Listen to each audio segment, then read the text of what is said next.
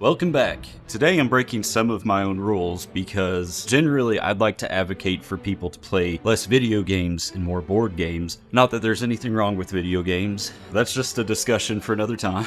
But I have to make an exception for Civilization VII because in my opinion, it's the best video game ever made. I love it, I've played it for years, I've drawn endless amounts of inspiration from it for my board game, and I just think it's a masterpiece as far as strategic games go. I will admit I have already seen the trailer, but I'm still watching it with pretty fresh eyes, so let's take a look.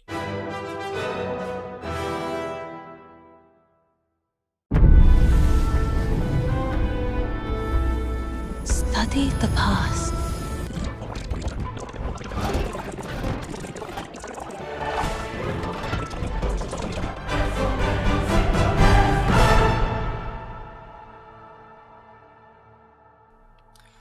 Wow, man.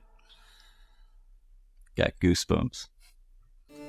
I mean, first off, the art style, it's amazing. Obviously, they spent a lot of time and effort developing that. It definitely has a unique feel to it. I don't think I've seen any animation style recently that really does what they're doing. I mean, 10 out of 10, they knocked it out the park. I think one thing I really like about this is the grittiness to it. It just has this earthiness to it that the older games just didn't have. They were a lot more cartoonish. And I'm actually wondering if this is a sign they're gonna go for a more realistic art style in Civ 7 as opposed to the more cartoonish look from the previous ones, which I loved. I thought it was great.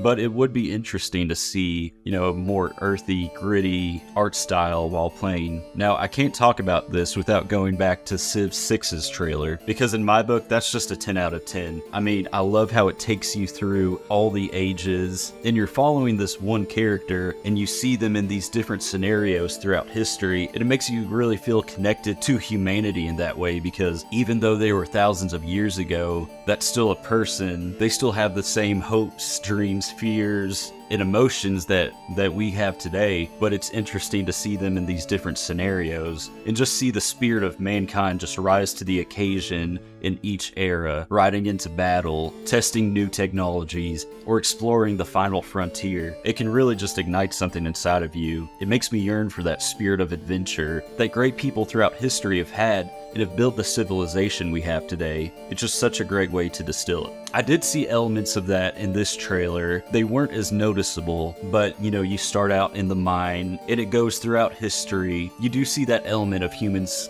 forging their way through time to get where we are today, which I think is great. It's a little more subtle, but it's still there. So overall, I'd give the Civ 7 trailer a 9 out of 10, but Civ 6 still has it 10 out of 10 for me. Now I'd like to talk about a few things I would love to see in Civ 7. The first thing I would love to see is a little improvement with the AI players, the leaders. Some of the interactions you have seem very stiff and robotic. The responses sometimes don't seem to make a lot of sense. And it seems like there's so much potential here now with all the advances in AI. I mean, if you've ever used ChatGPT, it can feel like you're really talking to an actual person sometimes. And I think incorporating that into Civ 7 to give players a sense as if they're really navigating a complex geopolitical system. I feel as though strategic combat could be improved as well. Sometimes it doesn't seem to make much sense how the AI has decided to navigate their units, things of that nature. This next one is big for me. One problem I always have is it doesn't seem to matter if I set the speed to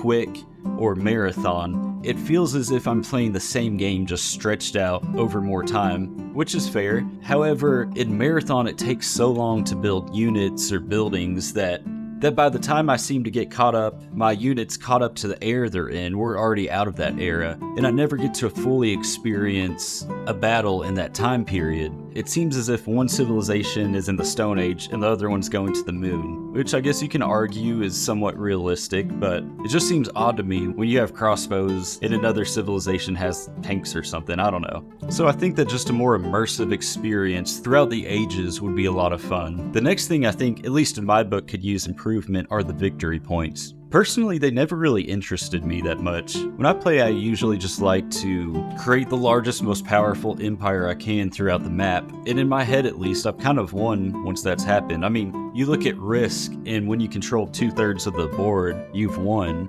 I do love the science victory though. That makes so much sense to me that if you're the first nation to go to the moon, then you win that. And it's a lot of fun building the different facilities and operating spies, so that's a lot of fun to me. The cultural and religious victory never really seemed to interest me that much, but you all might love them. This is just my opinion. So whatever happens, I do know one thing. I'll be wasting a lot of time in 2025 when this comes out. It's going to be a blast though. I'm curious if you all are hoping for any specific features in the new Civ. Please let me know in the comments. If you're new here, this is where I document my quest to create the ultimate strategy board game. Everything from graphics to rules and mechanics. If this video has interested you, please check out my other content. Thank you for watching, and farewell.